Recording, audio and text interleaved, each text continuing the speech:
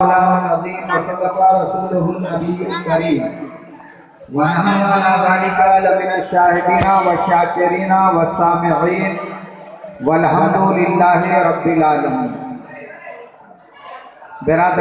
मिल्लत, मेरे मोहतरम बुजुर्गों और दोस्तों,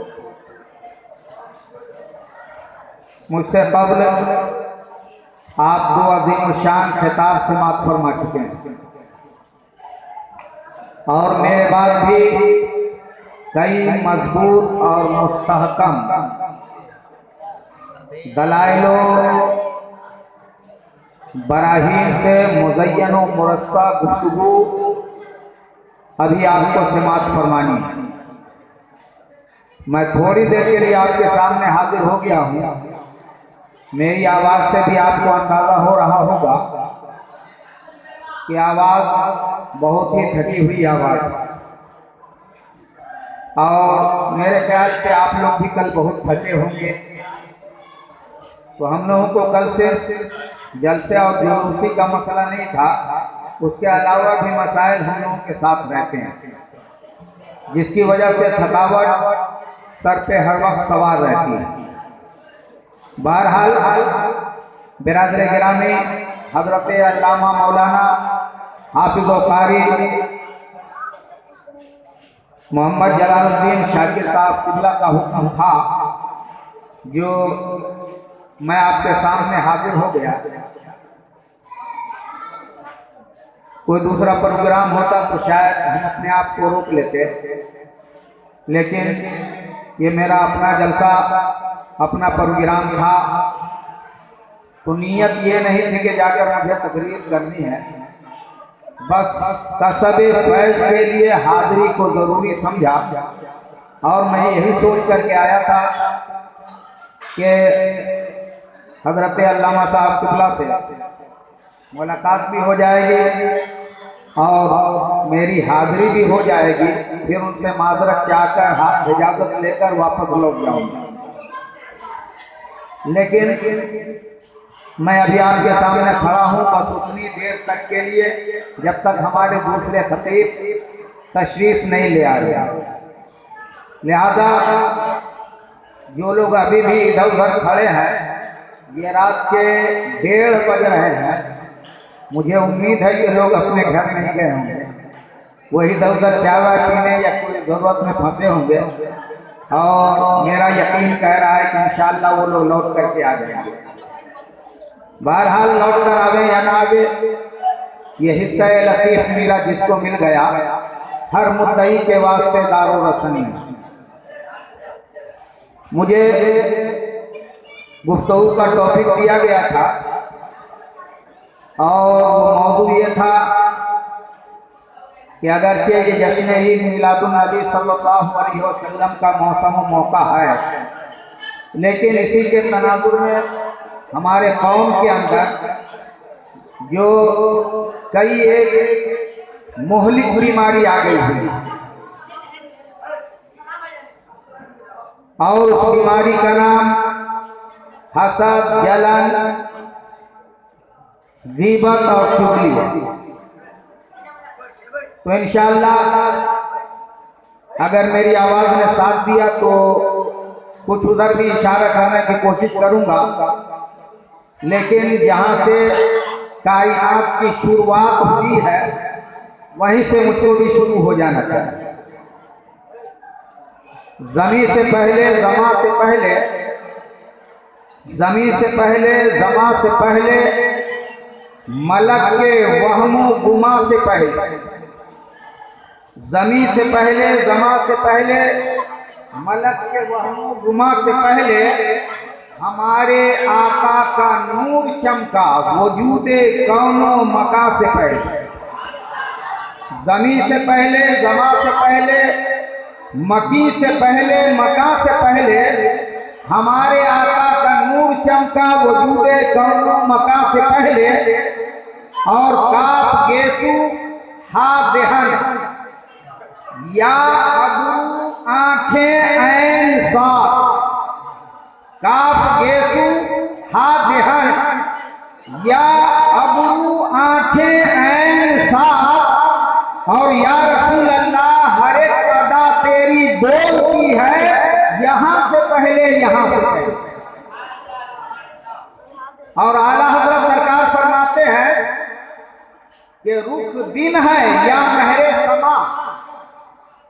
रुख रसूल पाक सल्लल्लाहु अलैहि वसल्लम का चेहरा पाक, रुख दिन है या महरे समा, सवाल कि रुख दिन है या महरे समा, जवाब देते हैं इसी मिसरा के अंदर, रुख दिन है या महरे समा, तो फरमाते हैं ये भी नहीं वो भी नहीं। रसूल आज़म सल्लल्लाहु अलैहि वसल्लम कुरान ने इरशाद फरमाया है, क़द जाअकुम मिनल्लाहि नूरुन व किताबुम मुबीन, तहकीक के आ गया तुम्हारे पास नूर और रोशन किताब।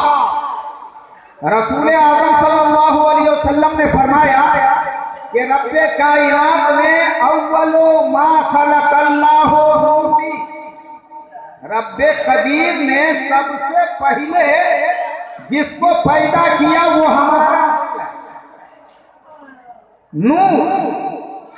आला हज़रत सरकार फरमाते हैं जब रुखे ज़ेबा की ज़ियारत करते हैं और मुस्तफ़ा सल्लल्लाहु अलैहि वसल्लम के चेहरे ज़ेबा से मुताल्लिक़ सोचते हैं तो सवाल करते हैं और पूछते हैं कि रसूलुल्लाह का चेहरा कैसा था।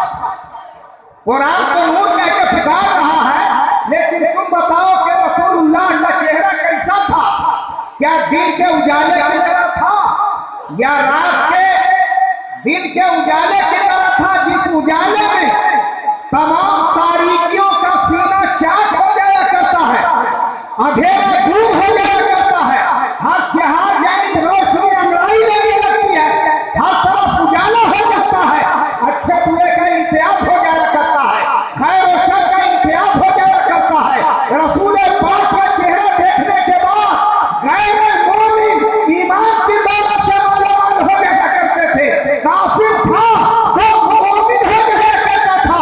तो रसूल पाक का चेहरा आखिर था तो कैसा था? या दिन के उजाले की तरह था, रुख दिन था, या महरे समा दिन के उजाले की तरह रसूल पाक का चेहरा था, या रात के चांद की तरह था, जिस चांद में तमाम चेहरे नजर आने लगते हैं। रसूल पाक का चेहरा कैसा था? तो जवाब देते हैं ये भी नहीं वो भी नहीं। रसूल का चेहरा न तो दिन के उजाले की तरह और न रात के चांद की तरह, बल्कि इससे भी अजीम तर, इससे भी कहीं ज्यादा खूबसूरत। तो फरमाते हैं रुख दिन है या महरे समा, ये भी नहीं वो भी नहीं। आगे फरमाते हैं शब जुल्फ या मुश्के खुदा, रसूलुल्लाह सल्लल्लाहु अलैहि वसल्लम के काले काले सियाह बाले मुबारक, जुल्फे मुअंबरी, केसुए मुकद्दस। पूछते हैं एक मियां वालों बताओ, तुमको रसूल को अपनी तरह कहने का दावा कर रहे हो ना?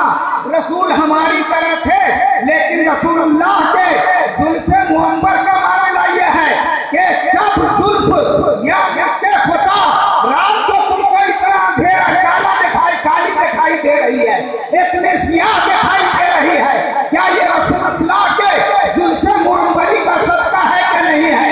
जवाब देते हैं कि रात तो है, ये सियाह रात भी है, लेकिन मुस्तफा का जुल्फे मुअंबरी इससे भी अजीम है। और फरमाते हैं सब जुल्फ या मुश्के खुदा, रसूल पाक के जब यीशु लहराते थे तो खुशबुओं की आवाज क्या बन जाया करती थी, लगता था करोड़ों फूल फूलों बूटे यहाँ निचोड़ कर रख दिए गए हैं, पूरी फजा मुअत्तर हो जाया करती थी, हवा में खुशबू फैल जाया करती थी, और सहाबा किराम रसूलुल्लाह को उसी खुशबू के जरिए से ढूंढ लिया करते थे। तो आला हज़रत सरकार सवाल कर रहे हैं सब जुल्फ या मुश्के खुदा, जवाब मिलता है ये भी नहीं वो भी नहीं।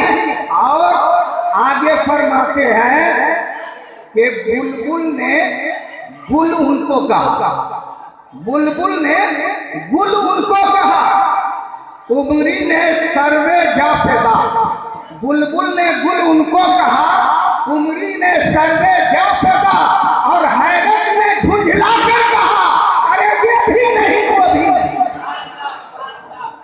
और आगे आला हजरत सरकार फरमाते हैं, जो टॉपिक हमने बताया उसी टॉपिक के एतबार से आला हजरत सरकार फरमाते हैं कि दिन लहू में खोना तुझे। ऐ रसूलुल्लाह के वफादारों सुनो, रसूलुल्लाह का कलमा पढ़ने वालों सुनो, दिन लहू में खोना तुझे और शब नींद भर सोना तुझे। ये लोग अभी जब बुलबुले बागे लगा शायर इस्लाम हजरत ज़ीशान मथरावी साहब अपने खास लहजे में आपको रूहानी ग़िज़ा दे रहे थे, तो मजमा यहाँ से मारा। लेकिन अब वो लोग आखिर गए का, आखिर जो उठे हैं तो गए का, जरूरत की तकमील के लिए गए होते तो अब तक आ गए होते। लेकिन लग रहा है कि शब चैन से सोना तुझे, दिन लहू में खोना तुझे और शब चैन से सोना तुझे। अरे खौफे खुदा शर्मे नबी ये भी नहीं वो भी नहीं। इस कौन कहा ये हो गया हुआ है कि दिन लहू में खोना तुझे। सुबह उठते हैं उस वक्त से लेकर के रात के सोते वक्त तक इसकी गीबत, उसकी चुगली, उसकी खराबी, उसकी जासूसी, ये बुराई वो बुराई, नमाज न पढ़ना, रोजा न रखना और कुरान की तिलावत से दूर रहना, खैर के रास्ते से भटके हुए रहना। सुबह उठते हैं उस वक्त से लेकर के जिस कारोबार में लगते हैं, जब तक नींद आती नहीं है उसी कारोबार में फंसे रहते हैं। बरेली से आवाज आ रही है, आला हजरत सरकार फरमाते हैं दिन लहू में खोना तुझे। अरे दारी तू कलमा पढ़ने वाला है, तू मुस्तफा का वफादार है, तू रसूल का शहदाई है, तू ला इलाहा इल्लल्लाह मुहम्मद रसूलुल्लाह का तराना गाने वाला है। तेरी शान दोहर के वक्त घर में पड़ा रहना नहीं है, असर के वक्त बाजार में टहलना नहीं है, मगरिब के वक्त रब से रास्ते करना नहीं है, ऐशा के वक्त सो जाना नहीं है, फजर के वक्त खोले ही रहना नहीं है। तेरी शान ये नहीं होनी चाहिए। आज तेरा हाल ये है कि दिन लहू में खोना तुझे और सब चैन से सोना तुझे। शर्मे नबी और खुदा ये भी नहीं वो भी नहीं। अगर तू सोचा होगा कि ज़ीशान मथरावी भी उसी रसूल का तराना गा रहे थे और शौकतुल कादरी भी उसी बारगाह में क़िरात अक़ीदत पेश करेंगे। यह और बात है कि वो नज़्म में पेश कर रहे थे, वो तरन्नुम से पेश कर रहे थे। शौकतुल कादरी तरन्नुम पेश नहीं करेंगे, लेकिन जिक्र तो रसूल पाक ही का होगा, फरमान तो मुस्तफ़ा का पेश किया जाएगा, इसका जाम तो रसूल ही का दिलाया जाएगा, मुस्तफ़ा ही का नगमा गाया जाएगा, मुस्तफ़ा ही का डंका बजाया जाएगा। तो आप ना पढ़ने तक बैठे रहते तो अभी भी आप बैठे रहते अगर आपका इश्क सच्चा होता। मैंने सुना था किसी की तकरीर में कि मैं पंजाब में तकरीर कर रहा था और एक पंजाबी या सामने बैठा हुआ था और वो बहुत झूम झूम करके सुभान अल्लाह अल्हम्दुलिल्लाह बोल रहा था। मैंने उससे पूछा, जनाब तुम मेरी तकरीर खूब समझ रहे हो क्या? उसने कहा, अरे समझने न समझने से क्या लेना देना है, हम तो बस इतना जानते हैं कि तू रसूलुल्लाह का तराना पढ़ रहा है। जब मेरे रसूल का नाम आता है तो मेरी रूह मचल जाती है, यही मेरी रूह की खुराक है। हम जाकिर को नहीं देख रहे हैं, किसका जिक्र हो रहा है उसको देख रहे हैं। हमको अल्फाज से कुछ लेना देना नहीं, बस महबूब का जिक्र मेरे लिए यही अजीब खुराक है। तू ये खुराक देता रहेगा और मैं मचलता रहूंगा। ये तो दीवाने की शान हुआ करती है, ये आशिक की शान हुआ करती है। बोलने वाला छोटा है या मोटा है ये देखने के चक्कर में नहीं रहता है, तरन्नुम से पढ़ रहा है या नज़्म में बोल रहा है ये देखने की उसे जरूरत नहीं होती है। बस उसका मिजाज ये बोलता है कि तू मुस्तफा का गाता जा और मेरा मामला ये है। और मोमिन की जबान से यही नारा निकलता है कि या रसूल अल्लाह जमाना कुछ कहे, दीवाने अपनी जान दे देंगे, न छोड़ेंगे मगर दामन तुम्हारा या रसूल अल्लाह। आपने गौर किया होगा कि महफिले मिला के पास पे पाबंदी लगाई थी, जुलूस निकालना नहीं चाहिए, झंडा उठाना नहीं चाहिए और बाहर में निकलना नहीं चाहिए। कभी इस जालिम का गरीबान पकड़कर कोई इससे पूछा होगा तू भारत में रह रहा है, यूं ही कोई कदम कदम पर तुम्हें अपनी वफादारी का इम्तिहान देना पड़ता है। लेकिन इसी इंडिया की तारीख में, इसी हिंदुस्तान की तारीख में 2 तारीख ऐसी आती है, एक को हम 26 जनवरी के नाम से जानते हैं और दूसरे को 15 अगस्त के नाम से जानते हैं, और दोनों में जुलूस निकलते हैं, दोनों में झंडियां बाहर की जा रही है, दोनों में खुशियों का इजहार किया जाता है, दोनों में तराने गाए जाते हैं। कहाँ है? कहिए अगर हिम्मत है तो कभी फतवा जारी करके दिखाओ कि ये जुलूस नहीं निकालना चाहिए, ये झंडा नहीं निकालना चाहिए, ये जमघटा नहीं लगाना चाहिए। याद रखना, अगर तुमने ऐसा करने की जुर्रत किया तो जेल की सलाख में डाल दिए जाओगे, तुम्हारा जीना दोहर कर दिया जाएगा, जान का खतरा लाहिक हो जाएगा। अब मुझे कह लेने दो कि हमारा भारत आजाद हुआ, हमारे भारत का संविधान बना, वो यकीनन खुशी का दिन है और खुशी के मौके पर यकीनन खुशियां मनानी चाहिए, जलसे और जुलूस करने चाहिए, झंडा निकालना ही होगा और यही वफादारी है। तो जब भारत आजाद हुआ तो हमें झंडा लेकर मैदान में निकलने से कोई रोकने की जरूरत नहीं कर सकता है। तो जब भारत को पूरी कायनात आजाद हुई है, पूरी इंसानियत आजाद हुई है, जुल्म और तशद्दुद का खात्मा हो गया है, उस दिन अगर जुलूस निकाला जाता है, झंडा उठाया जाता है, तो ये कोई गद्दार ही इसको नाजायज कर सकता है, कोई वफादार इसको नाजायज नहीं कह सकता है। मेरे दोस्तों, आप इसी से अंदाजा लगा लो कि रसूल का वफादार कौन है और रसूल का गद्दार कौन है। रसूल के वफादार का मामला यह है कि या रसूल अल्लाह, जमाना कुछ कहे, दीवाने अपनी जान दे देंगे, न छोड़ेंगे मगर मन तुम्हारा या रसूल अल्लाह। ये तो मोमिन की शान हुआ करती है, ये तो दीवाने की शान हुआ करती है। यह और बात है कि हमारा यकीन बिल्कुल कामिल है, जो लोग चले गए उसका भी यकीन कामिल है। अल्हम्दुलिल्लाह सब मोमिन ही हैं और सब अहले ईमान है, और सबसे बढ़कर सबके ऊपर आला हजरत का फैजान है, साजी शरिया का एहसान है।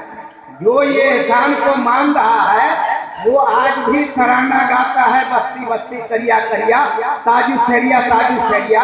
और जिसको ये एहसान याद ही न हो वो भला ताजु शरिया का नाम क्यों लेगा। हाँ, जब इसका मामला आता है तो मजबूरन मसलके आला हजरत का नारा लगाता है, मजबूरन। आला हजरत सरकार फरमाते हैं कि मोमिन वो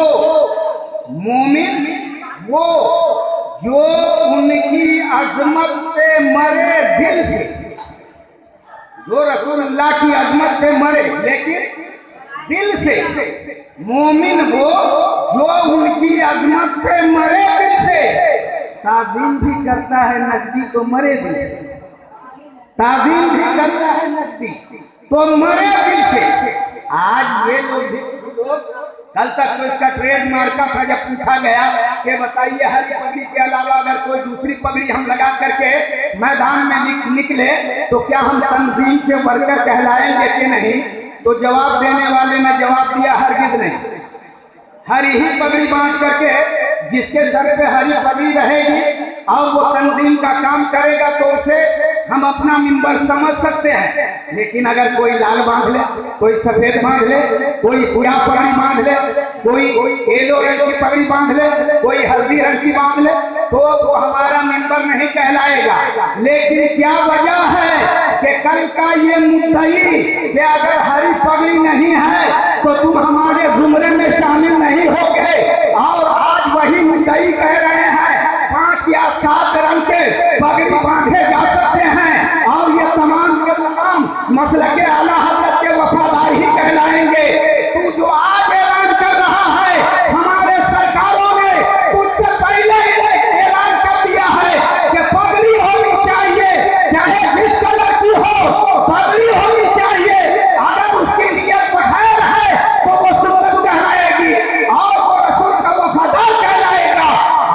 कोई खास किस्म का मामला है तो उससे हमारा कोई लेना देना नहीं। बताना ये चाहते हैं मेरे दोस्तों, मोमिन वो जो उनकी अजमत पे मरे दिल से ताज़ीम भी करता है, नजदीक तो मरे दिल से। आज जो ये मसले के आला हजरत का दम भर रहे हैं ना, तो मरे दिल से, ये दिल से नहीं बोल रहे हैं, मरे दिल से। इसलिए कि जानते हैं कि ये रोटी और रोटी का इंतजाम जहाँ से हो सकता है, वो चूल्हा, वो चक्की, वो बेलना, वो चौकी, वो स्टोव, वो सब मसले के आला हजरत ही का होना चाहिए। और ये सब जहाँ रखे हुए हैं उसकी चाबी तो ताजु शरिया के हाथ में है, ये उसे मालूम ही नहीं है। जालिम अगर इनसे तुम राब्ता कर लिए होता तो आला हजरत का फैजान तुमको मिल गया होता, लेकिन ताजु शरिया की बगावत ने तुमको कहीं का नहीं रखा। दीवाने तो कल भी नारा लगा रहे थे, आज भी नारा लगा रहे हैं, कब्र में जाएंगे नारा लगाएंगे, महशर में उठेंगे तो यही नारा होगा कि हम सबकी बख्शिश का जरिया ताजु शरिया। और बुजुर्गों ने ऐलान किया था, हजरत इमाम हम्बल ने ऐलान किया था कि हमारी हक्कानियत की दलील हमारा जनाजा होगा, हमारी हक्कानियत की दलील हमारा जनाजा होगा। इमाम हम्बल ने फरमाया था, उनके जनाजे में तकरीबन 13 या 18 लाख आदमी थे। तो जमाने को मानना पड़ा, ये तारीख का पहला रिकॉर्ड था कि इतने अफराद जिनके जनाजे में शामिल थे 13 या 18 लाख, वो सरकार सैयदना इमाम हम्बल रज़ी अल्लाह ताला अन्हु थे। जब इमाम हम्बल रज़ी अल्लाह ताला अन्हु का ये फरमाना कि हमारा जनाजा ही फैसला करेगा कि हम हक पर हैं या नहीं है, और जनाजे ने ये फैसला कर दिया कि वाकई इमाम हम्बल अगर हक पर नहीं होते तो उनके जनाजे में इतने मुतक़िदों की भीड़ नहीं होती। सरकार ताजु शरिया का की मुखालफत करने वाले अब चिल्लू भर पानी में अपना मुंह रगड़ करके मर जाए कि जब इमाम हम्बल का जनाजा 13 या 18 लाख का मजमा ये दिक्लियर दे सकता है कि इमाम हम्बल हक पर है, तो ये 3.5-4 करोड़ का मजमा सरकार ताजु शरिया का बता जाए औला सरकार ताजु शरिया की हक्कानियत की दलील है, मसलक के आला हजरत की भी हक्कानियत की दलील है। अब तुम जबान से पुकारो या दिल से पुकारो या यूं ही पुकारो, तेरे पुकार में न पुकारने से ताजु शरिया की जात पे कोई असर नहीं पड़ रहा है। वो कल भी ताजु शरिया थे, आज भी ताजु शरिया है, और मैदान महशर में भी ताजु शरिया रहेगा इंसान। मोमिन वो जो उनकी अजमत पे मरे दिल से, ताज़ीम भी करता है, नजदीक को मरे दिल से। मैं अर्ज ये कर रहा था, अगर आप मोमिन हैं तो सिर्फ दावे से काम नहीं चलेगा, बल्कि दलील पेश करनी पड़ेगी। कुरान मुकद्दस में ऐलान फरमाया, क़द जाअकुम मिनल्लाहि नूर,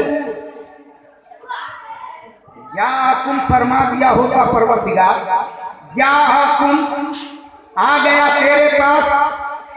ये कद शुरू में लाने की जरूरत क्या पड़ रही, कद की क्या जरूरत पड़ गई है? उलमाए किराम से पूछिएगा, ये रहनुमाई फरमाएंगे। शुरू में जब कद आता है तो उसका माना तहकीक के, कद जाअकुम तहकीक के आ गया तुम्हारे पास नूर और खुली किताब, रोशन किताब। नूर से रसूल आज़म सल्लल्लाहु अलैहि वसल्लम की जात। तहकीक क्यों फरमाया गया, कद का दुखूल क्यों हुआ? तो आज औने पौने आदमी जिसको अपनी असलियत का पता नहीं है, वो रसूल पाक के ऊपर तहकीक कर रहे हैं। रसूल का इल्म कितना था, रसूल हाजिर और नाजिर है कि नहीं, रसूल बशर थे या नूर थे, इस पर तहकीक कर रहे हैं। कुदरत ने तमाशा मार दिया, अबे जालिम, ये परवरदिगार की तहकीक पर तू क्या तहकीक करेगा? अरे तेरी तहकीक काबिल हो के लायक हो, इस पर तो बहस ही नहीं करना है। तेरा परवरदिगार जिसको भेज रहा है वो बहुत सोच समझ करके भेज रहा है, नाप तोल करके भेज रहा है, और बिल्कुल तहकीक करके भेज रहा है। अब परवरदिगार की तहकीक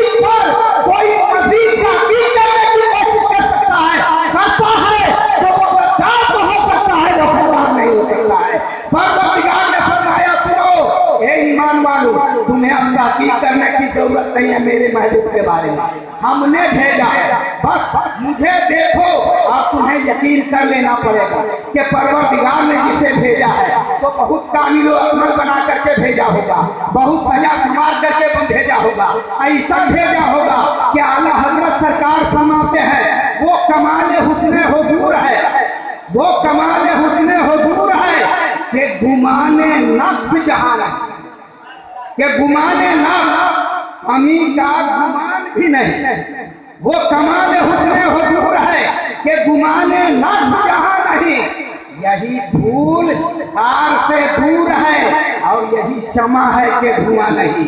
आप जायजा ले लीजिए, दुनिया में जितने भी चिराग आपको दिखाई देंगे, जितने भी लाइट दिखाई देंगे, जितने लैंप दिखाई देंगे, जितने हेलोजन दिखाई देंगे, जितनी मोमबत्तियां दिखाई देगी, तो बुझाने के बाद या जलाने के बाद आपको धुआं जरूर दिखाई देगा। लेकिन एक चिराग ऐसा है कि जिस चिराग के पहलू में न शुरू में धुआं था, न आखिर में धुआं है, न दरमियान में धुएं का कोई वजूद है, बस वहां रोशनी ही रोशनी है, उजाला ही उजाला है, सवेरा ही सवेरा है, खैर ही खैर है, भलाई ही भलाई है। दुनिया में एक चिराग है, वो चिराग है जिसके बारे में परवरदिगार ने ऐलान फरमाया कि मेरे महबूब हमने आपको भेजा है, इन्ना अरसलनाका शाहिदन व मुबश्शिरन व नज़ीरन व दाइयन इलल्लाहि बिइज़निही व सिराजम मुनीरा। हमने आपको चमकता हुआ सूरज, चमकता हुआ चिराग बना करके भेजा है। तो जिस चिराग को, जिस सूरज को परवरदिगार ने रोशन किया है, वहाँ धुएं का सवाल कहाँ से आ सकता है। दुनिया में जिस फूल को आप देखिएगा तो वहाँ पहले आपकी उंगली कांटों से गुजरेगी, तब जाकर के फूल से करीब आप होंगे। लेकिन एक फूल है, वो आमिना के गुलशन का फूल है, वो अब्दुल्लाह के गुलशन का फूल है, वो अब्दुल मुत्तलिब के गुलशन का फूल है, वो कौनैन के ताजदार है, वो मुस्तफा रहमत है, वो गुले बागे रिसालत है, जिसके बारे में एक आशिक सादिक फरमाता है वो कमाल हुस्ने हुजूर है कि गुमाने नफ्स जहां नहीं। यही फूल आपसे दूर है, यही क्षमा है कि धुआं नहीं। ये ज़ाते मुस्तफा सल्लल्लाहु अलैहि वसल्लम है। अब मैं पूछना चाहता हूँ कि नूर के भेजने का मकसद क्या, नूर के आने का मकसद क्या और नूर के पाने का मकसद क्या? आपने नूर पाया कि नहीं पाया? मुस्तफा की शक्ल में आपने पाया, हमने पाया, हर इंसान ने पाया मुस्तफा की शक्ल। तो नूर हासिल होने के बाद आपने क्या फायदा हासिल किया?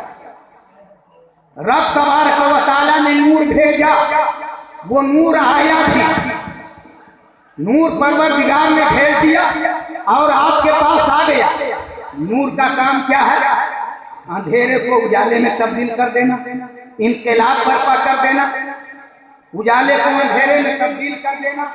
और जब अंधेरा उजाले में तब्दील हो जाया करता है तो आदमी ठोकर खाने से बचता है कि नहीं बचता, गिरने से बचता है कि नहीं बचता, परेशानियों से निजात पाता है कि नहीं पाता, मुसीबतों से, मुसीबतों को देखकर रास्ता काट लिया करता है कि नहीं काट लिया करता, मंजिले मकसूद का पता उजाले में चलता है या नहीं चला करता है? यकीनन चला करता है। रब ने फरमाया हमने नूर भेज दिया, हमने नूर भेजा। अल्लाह फरमाता है जा तुम ताकीद के आ गया तेरे पास अल्लाह की जानिब से नूर। तो जब वो नूर आ गया तो नूर का काम है खुद रोशन हो और जो उसके जिलू में आ जाए वो भी मुनव्वर हो जाए, है ना? यही ना नूर का काम है। ये रोशनी आप देख रहे हैं, ये बल्ब जब तक नहीं जली हुई थी तो यहाँ पे अंधेरा ही अंधेरा, लेकिन जैसे ही बल्ब की सूरत में रोशनी आ गई, नूर आ गया, उजाला आ गया, तो अंधेरे का सीना चाक हो गया, अंधेरे का मर्डर हो गया। और हम अपने अहबाब को पहचान रहे हैं, अपने दोस्तों को पहचान रहे हैं, हम सामईन को भी देख रहे हैं, आप अपने उलमाए किराम की ज़ियारत कर पा रहे हैं। नूर का तो बस यही काम हुआ करता है। अब आप अच्छे और बुरे में इम्तियाज कर सकते हैं। कौन कौन मौलाना है, कौन शायर है, कौन नाम पढ़ने वाला है, कौन तकरीर करने वाला है। अब आप धोखा नहीं खाएंगे, अब आप फरेब नहीं खाएंगे, अब आपको परेशानी लायक नहीं होगी। जब नूर आ गया, रोशनी आ गई, अंधेरा छट गया, फिर भी आप धोखा क्यों खा रहे हैं? फिर भी आप परेशान क्यों हो रहे हैं? फिर भी आप मंजिल पे पहुंच क्यों नहीं पा रहे हैं? यकीनन अगर नहीं पहुंच पा रहे हैं तो इसमें आपका कसूर है कि नूर से जो फायदा आपको हासिल करना चाहिए था वो फायदा आप हासिल नहीं कर पा रहे हैं। मुस्तफा के आने का मकसद क्या है? कि भटके हुए लोगों को, गुमराहों को राहे रास्त पर गामजन कर दिया जाए, अंधेरे से निकाल कर उजाले में खड़ा कर दिया जाए। मुस्तफा तशरीफ लाए और कलमा तय्यबा ला इलाहा इल्लल्लाह मुहम्मदुर रसूलुल्लाह का तोहफा आपको अता फरमाया।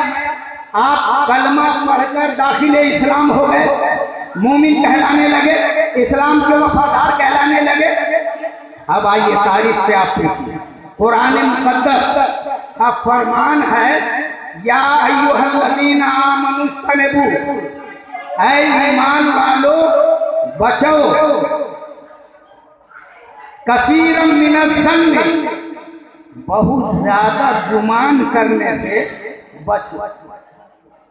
और आगे फरमा रहा है रब तबारक व तआला, इन्ना बाज़ुज़्ज़न्नि इस्मुन, बेशक कुछ बात गुमान, ये गुनाह। हम लोग गुमान करते हैं ना, मौलाना साहब आए हैं, इससे पहले वो आए होंगे, जैसे ये 15 मिनट तकरीर किए हैं वैसे वो भी 15 मिनट तकरीर किए होंगे। ये गुमान, एक तखमीना। बहुत सारे लोगों के बारे में, वो वहाँ गया था, हमने देखा कि वो शराब खाने में घुस रहा था, तो आप उसको शराबी कह के पुकारना शुरू कर देते हैं ना, ये गुमान हुआ। आप गुमान कर रहे हैं। रब तबारक व तआला फरमाता है, ईमान वालों बहुत ज्यादा गुमान मत करो, इसलिए कि आज गुमान गुनाह अजीम है। वला तजस्ससू, और जासूसी भी मत करो। और आगे परवरदिगार फरमाता है, वला यग़्तब, और गीबत भी मत करो। तुम में से बाज की गीबत भी मत करो। रब तबारक व तआला ने इस आयत करीमा में सूरह हुजरात में फरमाया है कि जब तक तुम मोमिन नहीं थे, ईमान नहीं लाया था, तो कोई परवाह नहीं, तू गीबत कर, चुगली कर, शराब पी, ज़िना कर, या जो करना है तू कर, हमें उससे कोई गरज नहीं है। लेकिन जब तू मोमिन बन गया है, कलमा पढ़ लिया है, तो एक मोमिन की शान ये नहीं है जो तू कर रहा है। अगर तू मोमिन है तो मोमिन का तरीका ये होता है, ला इलाहा इल्लल्लाह मुहम्मदुर रसूलुल्लाह, बेशक अल्लाह तबारक व तआला के अलावा कोई माबूद हकीकी नहीं है। मोहम्मद सल्लल्लाहु अलैहि वसल्लम अल्लाह के रसूल हैं। आपका कलमा आपसे मुतालबा कर रहा है कि जब तू कलमा पढ़ लिया है तो मुसलमान की शान चोरी करना नहीं है, मुसलमान की शान नमाज छोड़ना नहीं है, मुसलमान की शान गीबत करना नहीं है, मुसलमान की शान चुगली करना नहीं है, मुसलमान की शान जासूसी करना नहीं है। आप तारीख से पूछिए तो तारीख आपको बताएगी। हजरत उमर फारूक आज़म, उनको मालूम हुआ कि एक आदमी, उसका नाम अहमद या मोहम्मद, और वो शराब पीता। तो हजरत उमर फारूक रज़ियल्लाहु ताला ने उनको बुलाया, तो उनको नारे तकबीर, नारे रिसालत, नारे गौसिया, मसलके आला हजरत, उलमाए किराम, नारे तकबीर। हजरत फारूक आज़म ने उनको बुलवाया, और बुलवाने के बाद बड़े करख्त अंदाज में सरकार फारूक आज़म ने फरमाया, ए इंसान, तेरा नाम मोहम्मद है? उसने अर्ज़ किया, हाँ सरकार, मेरा नाम मोहम्मद है। सरकार फारूक आज़म ने फरमाया, सुन, या तो तू अपना नाम तब्दील कर ले, या तो अपना नाम बदल ले, या फिर ये शराब पीना बंद कर दे। इसलिए कि हम ये सुनना नहीं चाहते हैं कि कोई ये कहते हुए आवाज दे कि वो जो मोहम्मद है, वो जिसका नाम मोहम्मद है, वो शराब पी रहा है। इसलिए हम तुम्हें मुतनब्बे कर रहे हैं, अगर तुम्हें शराब पीना है तो नाम चेंज कर ले, और अगर नाम नहीं चेंज कर रहा है, तुम्हें इस नाम से मोहब्बत है, तो अपने तरीक़ाकार को बदल ले, अपने किरदार को बदल ले, अपने मिजाज को बदल ले। तुम्हें शराब से तौबा कर लेना चाहिए। वो फारूक जेवर को जानता था, फारूक आजम के फरमान पर वो बिल्कुल खामोश रह गया, और तारीख ये बताती है कि वो शख्स उस रोज से शराब पीना बंद। गोया के नाम को प्यारा था कि नाम मेरा यही रहे, शराब छोड़ दिया, नाम नहीं रखा। आप अगर मुसलमान हैं तो अल्लाह के प्यारे हबीब सरवर आलम सल्लल्लाहु अलैहि वसल्लम ने फरमाया, हजरत आयशा सिद्दीक़ा रज़ियल्लाहु ताला तशरीफ फरमा है, एक कबीले का एक मर्द आया जो देखने में बड़ा लंबा था, बड़ा लंबा। सरकार के पास आया और जो कुछ करना था या कहना था करके कह के रुखसत हुआ। तो हजरत आयशा सिद्दीक़ा रज़ियल्लाहु ताला अन्हा ने फरमाया कि बड़े लंबे कद का आदमी है, बहुत ही लंबा आदमी है। रसूल आज़म सल्लल्लाहु अलैहि वसल्लम ने फरमाया कि तुम अपने मुंह से मुर्दार का गोश्त निकाल कर फेंको। हजरत आयशा सिद्दीक़ा ने अपने मुंह के अंदर ये उंगली डाली तो इतना बड़ा गोश्त का टुकड़ा निकला, बाहर फेंक। अर्ज किया, या रसूल अल्लाह, जो मामला उसके अंदर है वही बात को हम बोले हैं, बहुत लंबा है तो यही बात को हम बोले हैं कि बड़े लंबे कद का है। अल्लाह के हबीब ने इरशाद फरमाया, इसी को तो ग़ीबत कहते हैं। और अगर वो लंबा नहीं होता और तुम कहती कि बहुत लंबा है, तो ये बुहतान होता, ये इल्जाम होता। और सरकार फरमाते हैं कि किसी की ग़ीबत करना, मुसलमानों के लिए किसी की ग़ीबत करना कितनी सख्त वईद है। अपने मुसलमान भाई, अपने सगे मुसलमान भाई तो आप भी हैं, लेकिन मेरा अपना सगा भाई, मेरा भाई है ना, अपने सगे मुसलमान भाई, मरे हुए सगे मुसलमान भाई का गोश्त खाने के बराबर है। कभी आप एक शख्स जिसका नाम माइज है, रसूल आज़म मसरूफ़ सफ़र है, रसूल आज़म सल्लल्लाहु अलैहि वसल्लम की बारगाह में माइज नाम का एक शख्स हाजिर हुआ और उसने अपनी खराबी बयान की कि या रसूल अल्लाह, मुझसे ज़िना हो गया। अल्लाह के महबूब सरवर आलम सल्लल्लाहु अलैहि वसल्लम ने रज्म करने का हुक्म दिया, संसार किया जाए, पत्थर मारा जाए। इकरारी मुजरिम है ना, अब यहाँ गवाह की जरूरत क्या है? वो खुद मुजरिम ऐलान कर रहा है कि हमसे ज़िना हो गया। तो सरवर आलम सल्लल्लाहु अलैहि वसल्लम ने रज्म करने का हुक्म फरमाया, इसे संसार किया जाए, और संसार कर दिया गया। मौत की आगोश में पहुंच गए। सरकार मसरूफ़ सफ़र है तो दो शख्स आपस में बात कर रहे हैं। ये देखो माइस को देखो, अल्लाह तबारक व तआला ने उसके ऐब पर पर्दा डाल दिया। वो खुद इतना बड़ा बेवकूफ था कि रसूलुल्लाह के पास आकर अपने जुर्म का इकरार कर लिया, तो संसार किया गया। वो भी कुत्ते की तरह संसार किया। रसूल आज़म सल्लल्लाहु अलैहि वसल्लम ने सुना, उन दोनों की बातों को सुन लिया। सरकार खामोश रहे, कुछ बोले नहीं, आगे बढ़ते रहे। कुछ दूर जाने के बाद एक मरा हुआ गधा, सड़ा हुआ गधा पड़ा हुआ। अल्लाह के हबीब सरवर आलम सल्लल्लाहु अलैहि वसल्लम ने उन दोनों शख्स को पुकारा। वो दोनों कहाँ है? सामने आ गया, या रसूल अल्लाह, हम हाजिर हैं। अल्लाह के महबूब सरवर आलम सल्लल्लाहु अलैहि वसल्लम ने फरमाया कि ले इसका गोश्त खा। किसका? मरे सड़े हुए गधे का गोश्त खा ले।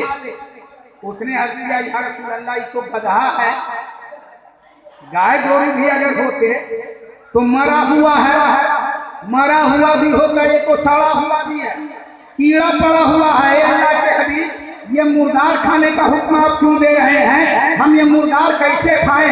अल्लाह के महबूब सरवर आलम सल्लल्लाहु अलैहि वसल्लम ने फरमाया, बेवकूफ, अगर ये गधे मरा हुआ गधा का गोश्त खाना तू पसंद नहीं कर रहा है तो फिर एक मुसलमान की कीमत करना तू कैसे पसंद कर रहा है?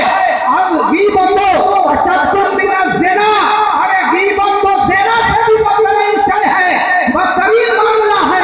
मरा हुआ गधा का गोश्त नहीं खा सकता है तो मरे हुए भाई का गोश्त कैसे खा रहा है? जब तूने वहां खा लिया है तो यहाँ भी तुझे खा लेना चाहिए।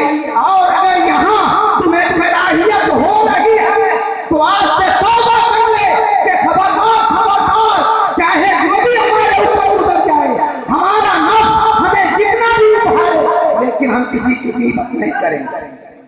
लेकिन हाँ, बुजुर्गों ने फरमाया है कि बदअमल आलिम, बदअकीदा आलिम, बदअकीदा आलिम, जिसका अकीदा सड़ा हो गला हो, लोग कहते हैं वो भी मौलाना, वो भी मौलाना, वो भी आलिम, वो भी आलिम।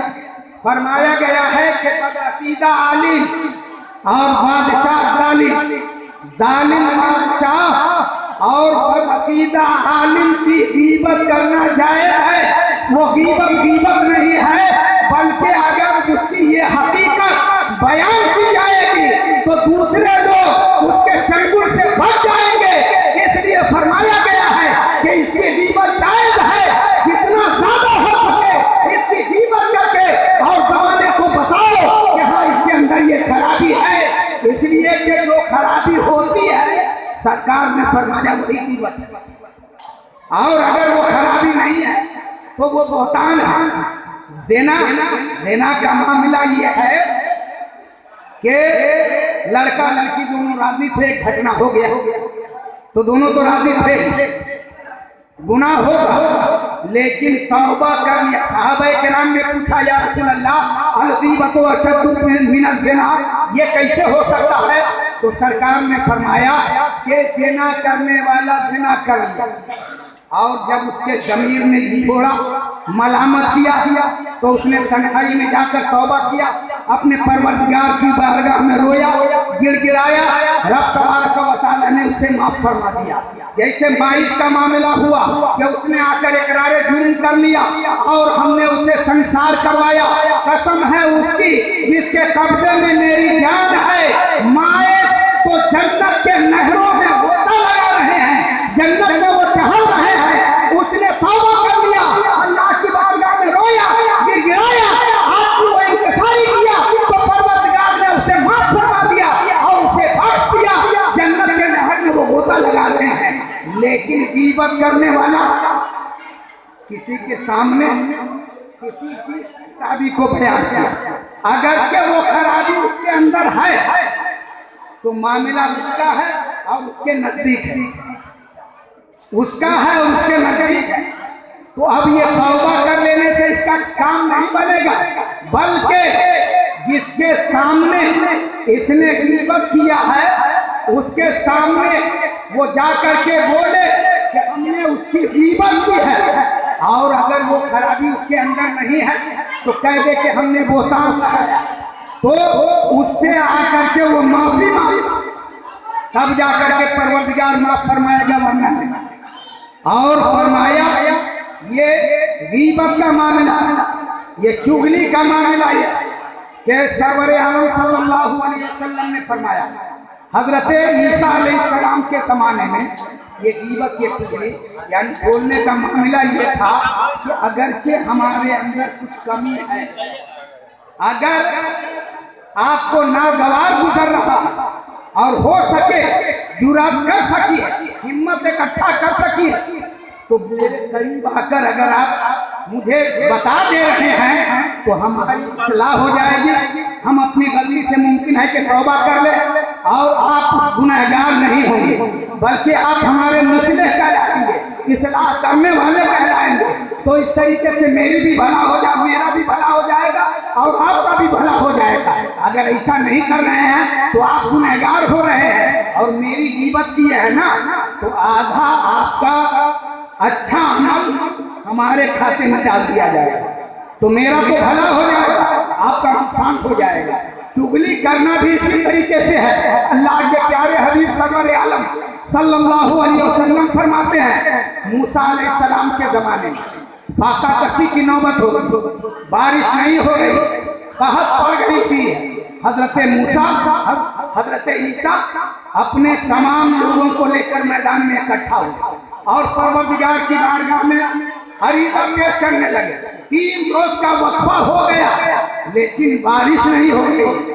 हजरत ईसा ने परवरदिगार की बारगाह में अर्ज किया, रब्बे कायनात तू मुझे रूहुल्लाह कहता है और लोग मुझको नबी जानते हैं, रसूल जानते हैं। परवरदिगार मेरी दुआ मुस्तजाब क्यों नहीं हो रही है, मकबूल क्यों नहीं हो रही है, मामला समझ में नहीं आ रहा है। आवाज आई, हे ईसा तुम्हारे दरमियान एक चुगलखोर है, अगर वो चुगलखोर वहां से निकल जाता है तो हमारे रहमत की बारिश हो जाएगी। हजरत ईसा ने अर्ज किया, हे अल्लाह तू बता दे कि वो चुगलखोर कौन है ताकि हम उसका हाथ पकड़ कर बाहर निकाल दे। आवाज आई, ईसा अरे चुगली करने वाले को तो हम पूरा समझ रहे हैं, उसकी बदअमाली की वजह से, उसके शामत अमाल की वजह से बारिश का होना बंद हो गया है। हम ये कैसे चुगली खा सकते हैं कि फला आदमी चुगलखोर है, इसलिए हम ये नहीं बताएंगे। इतने में उसने तौबा किया, रहमत की बारिश हुई और अल्लाह ने फरमाया, हे ईसा देख वो तायब हो गया, मैंने उसके तौबा को कबूल फरमा लिया। तेरी दुआ का इकरार करते हुए, लोगों के फाका कशी का ख्याल करते हुए मैं करम की बारिश बरसा रहा हूँ। तो मेरे दोस्तों, आज के दौर में ये जासूसी, ये चुगली, ये गीबत हमारी कौम के अंदर एक ऐसा नासूर बन गया हुआ है कि इस नासूर का इलाज दूर दूर तक दिखाई नहीं दे रहा। अगर आप मोमिन हैं, अगर आप मुसलमान हैं, मोहम्मद अरबी सल्लल्लाहु अलैहि वसल्लम के सच्चे वफादार हैं, तो मुस्तफ़ा का ये फरमान है, कुरान का ये फरमान है। रसूलुल्लाह नूर बन करके आए, कुरान साफ लेकर के आए। हे लोगों, इस नूर के उजाले में इस किताबे हयात को देखो, दस्तूरे हयात को देखो, निज़ामे हयात को देखो और तुम खाना खाओ तो इस आईने में अपने महबूब की सीरत को देख लो। तू किसी भी मोड़ पे भटकेगा नहीं, कारोबार कर रहा है इसी सीरत के आईने में अपने महबूब का जलवा दे, कभी भटकेगा नहीं। कारोबारी है तो इसी में दे, औलाद वाला है तो इसी में दे, बीवी वाला है तो इसमें दे, खानदान वाला है तो इसमें दे। जिंदगी के जिस शोबे को तुम्हें तलाश करना है, ये किताब है, ये रोशनी है, ये नूर है, ये उजाला है, यानी इसके रसूल के उजाले में किताब मुकद्दस कुरान इलाही की अगर तिलावत कर रहा है तो ये तेरे लिए जरिए हिदायत है। और अगर सिर्फ किताब का दामन पकड़े हुआ है, नूर को बशर करके नारा लगा रहा है, तो याद रख, एक खत्म नहीं, 1 करोड़ कुरान तू पढ़ लेगा, बहरहाल तू जहन्नमी का जहन्नमी रहेगा। लेकिन इसके रसूल के उजाले में अगर सिर्फ अल्लाह शरीफ, सिर्फ अलहम्द शरीफ को तू तिलावत करता है और उसके फरमान पर अमल करता है, तो परवरदिगार इसी के सदक़े में दोनों जहान में कामयाबी अता फरमा देगा। या रसूल अल्लाह, ज़माना कुछ कहे, दीवाने अपनी जान दे देंगे, न छोड़ेंगे मगर दामन तुम्हारा। या रसूल अल्लाह, वमा अलैना इल्ला बलाग, बोलने में कसरन सहवन अदबन, कोई लफ्ज़, कोई गलती, कोई खामी हुई हो, आप तमामी हज़रात गवाह रहेंगे। सच्चे दिल से मैं इस्तग़फ़ार करता हूँ, अस्तग़फ़िरुल्लाह रब्बी मिन कुल्ली ज़ंबिन व अतूबु इलैह, ला इलाहा इल्लल्लाह मुहम्मदुर रसूलुल्लाह। रब तबारक व तआला हम तमामी लोगों को सिराते मुस्तक़ीम पे गामज़न रखे। मसलके आला हज़रत जिंदाबाद, मसलके आला हज़रत जिंदाबाद। अस्सलामु अलैकुम।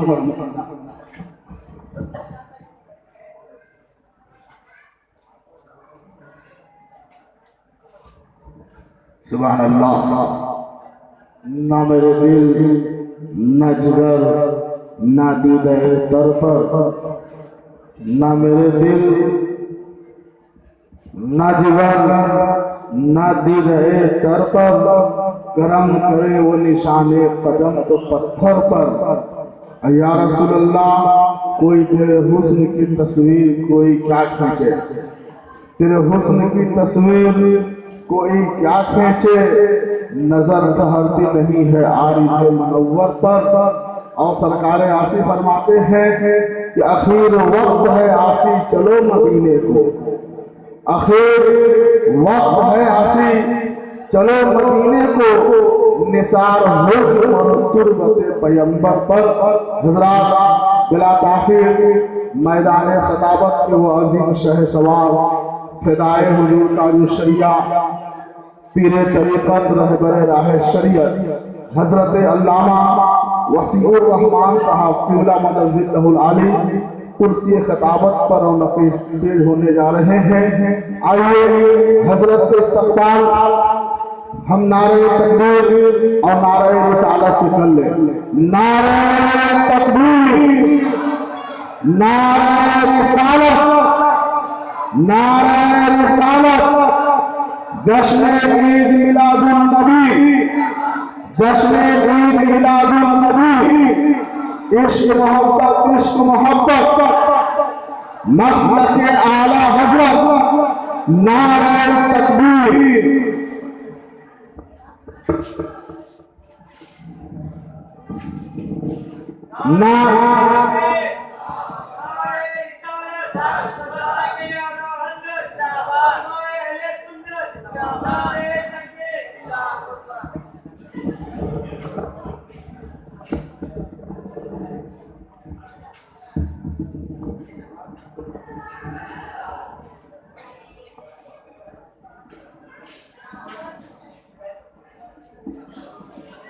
अस्सलामु अलैकुम।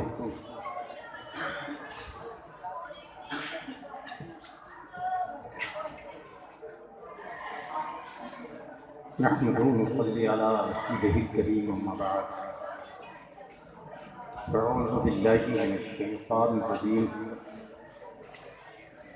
बिस्मिल्लाहिर रहमानिर रहीम। क़ाल अल्लाहु तबारक व तआला फ़िल क़ुरआनिल मजीद वल फ़ुरक़ानिल हमीद।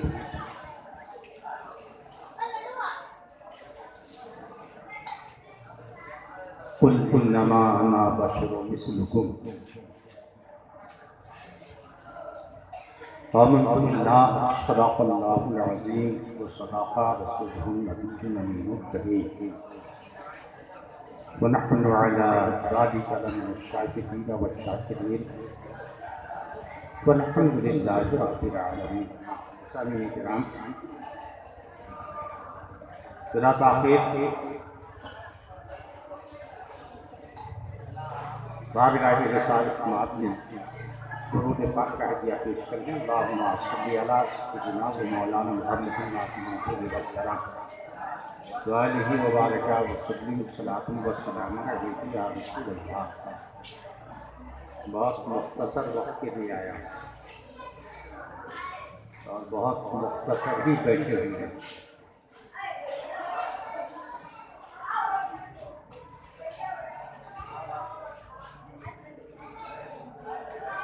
मैंने इस आयत मुक़द्दसा की तिलावत की शफ़ा से किया है। अल्लाह तबारक व तआला इरशाद फरमाता है, कुल इन्नमा अना बशरुम मिस्लुकुम।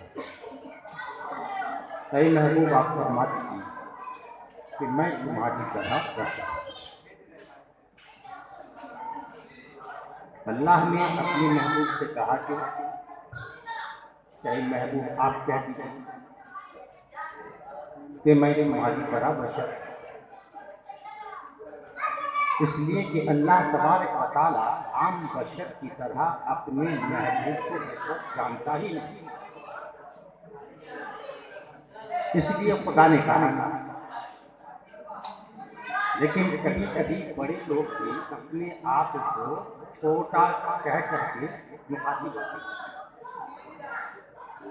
कि भाई मैं नाचीज हूँ, जो अर्ज करता हूँ आप कबूल फरमाएं। ताजीज़ी का जुमला बड़े लोग अपने आप को अगर छोटा कह करके कहें तो ये बड़ों की निशानी है। इसलिए अल्लाह तबारक व तआला ने अपने महबूब से कहलवाया, ऐ महबूब, आप तो आम बशर की तरह नहीं,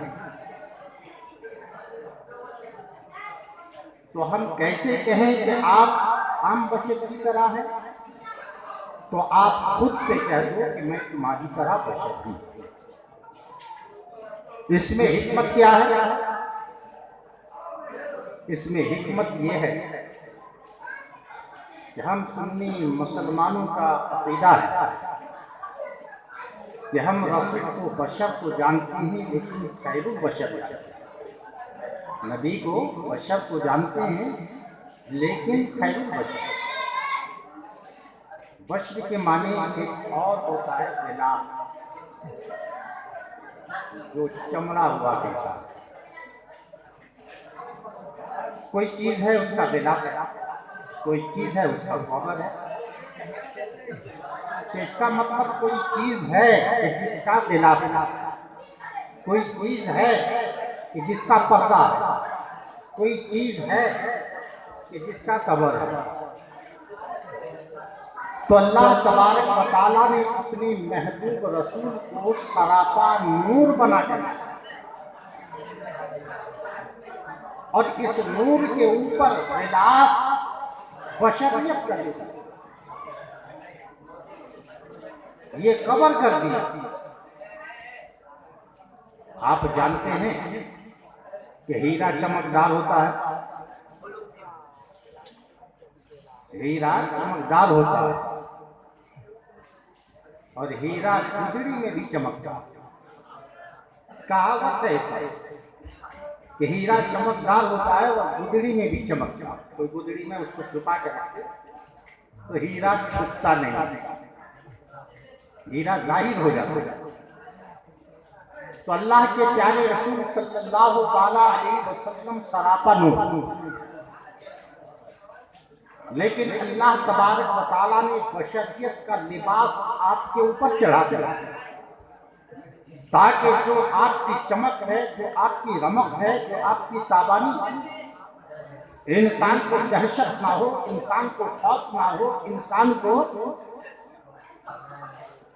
सरकार से दूर होने का सरकार सबब ना बन जाए। तो अल्लाह तबारक व तआला ने खिलाफ चढ़ा दिया।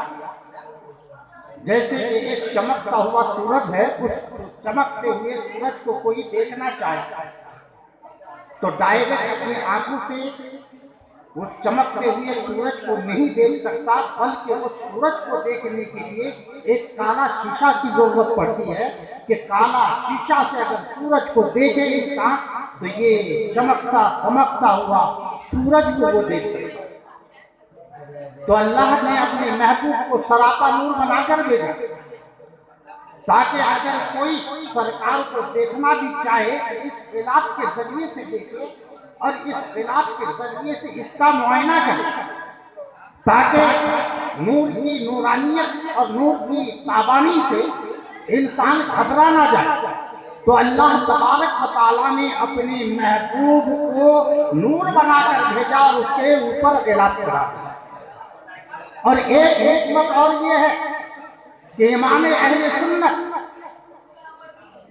दरियाए रहमत फातिले बरेलवी रज़ियल्लाहु तआला अन्हु ने इरशाद फरमाया और कौम को पैगाम दिया, खुद रहे पर्दे में, खुद रहे पर्दे में आईना हुस्न खास का, खुद रहे पर्दे में आईना हुस्न खास का, भेजकर अनजानों की राहदारी रहा, भेजकर अनजानों की राहदारी रहा। इसका मतलब ये हुआ कि अल्लाह तबारक व तआला एक अपना हुस्न रखता, अल्लाह का भी एक हुस्न है, अल्लाह तबारक व तआला भी हसीन है, लेकिन अल्लाह तबारक व तआला अपने हुस्न को जाहिर कैसे करेगा, अल्लाह तबारक व तआला अपने हुस्न को मुतारिफ कैसे कराएगा, अल्लाह तबारक व तआला अपने हुस्न को इंसान को कैसे अपना जलवा आराइयों को इंसान के साथ रखेगा। तो अल्लाह तबारक व तआला ने अपने हुस्न को जाहिर करने के लिए क्या किया, एक खास आईना बनाया, एक खास आईना बनाया, और वो खास आईना मुहम्मद रसूलुल्लाह सल्लल्लाहु अलैहि वसल्लम, वो खास आईना सरकारे दो जहां अल्लाह के रसूल हैं, कि अल्लाह के रसूल के ये आईना बना दिया ताकि इंसान को जो खुदा पैगाम दे रहा है, इंसान को जो खुदा अहकाम दे रहा है, खुदा अगर डायरेक्ट आ जाए, खुदा अगर जाहिर हो जाए, तो फिर किसी के अंदर ये ताकत नहीं, कुव्वत नहीं है कि कोई इंसान बर्दाश्त कर सके।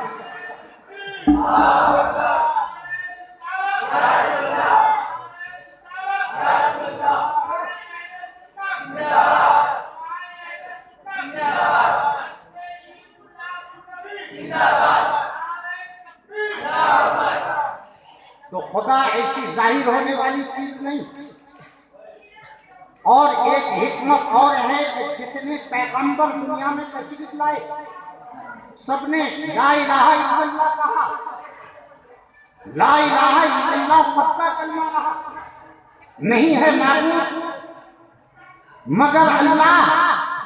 ला इलाहा कलमा सारे पैगंबरों का रहा और सारे पैगंबरों ने ला इलाहा इल्लल्लाह का कलमा अपने नामों के साथ दिया। लेकिन सारे पैगंबरों ने अपनी उम्मत को जो पैगाम दिया कि खुदा है, खुदा है, खुदा है, लेकिन अल्लाह तबारक व तआला ने आखिर में अपने महबूब रसूल को भेजा और उस रसूल ने सारे रसूलों की तस्दीक की, वो सारे नबियों की तस्दीक की। ऐसा है कि एक फतवा अगर कोई मुफ्ती लिखे तो उनका फतवा जो है तस्दीक के लिए जाता है। उनका फतवा सारे आलिमों के पास, मुफ्तियों के पास जाता है और वो तस्दीकात लिख करके देते हैं और लिखते हैं कि सही जवाब, ये जवाब बिल्कुल दुरुस्त है, सही है। ये सब तस्दीकात यानी तस्दीक करके जाते हैं। ऐसा क्यों कि एक फतवा जाहिर हुआ और वो फतवे की नौयत औरों के सामने रखी गई कि इंसान को पता लग जाए कि ये फतवा ऐसे ही नहीं आया बल्कि हजारों मुफ्तियों के पास होता हुआ आया। तो वो तस्दीकाती दस्तखत सारे मुफ्तियों के होते हैं। तो सारे पैगंबरों ने यही पैगाम दिया कि अल्लाह एक है, अल्लाह की वहदानियत का पैगाम पेश किया है। लेकिन सरकारे मुस्तफा ने सारे पैगंबरों की तस्दीक करवा दिया और ऐसे करवाया कि आदम भी आए, खुदा को नहीं देखा था, मूसा भी आए, खुदा को नहीं देखा था, ईसा भी आए, खुदा को नहीं देखा था। यहाँ तक के आदम से लेकर हज़रत ईसा अलैहिस्सलाम तक जितने पैगंबर आए, किसी ने खुदा को देखा भी नहीं था और कहा कि अल्लाह है, अल्लाह है। लेकिन अल्लाह तआला ने अपने महबूब प्यारे रसूल को भेजा और ऐसा भेजा कि मेराज की रात अपने महबूब को बुला लिया और ये कह दिया, ऐ मेरे महबूब आप मुझे देख लो, आप मुझे मुशाहिदा कर लो। सबने कहा है बगैर देखते और आप देखते कि सबकी तस्दीक कर दो।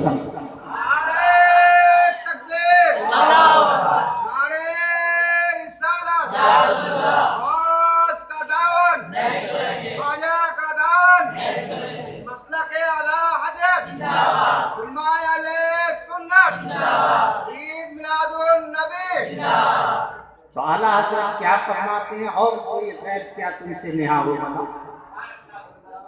और कोई गैब क्या तुमसे नेहा हो भला, जब ना खुदा ही छुपा तुम पे करोड़ों करो, जब ना खुदा ही छुपा तुम पे करोड़ों करो।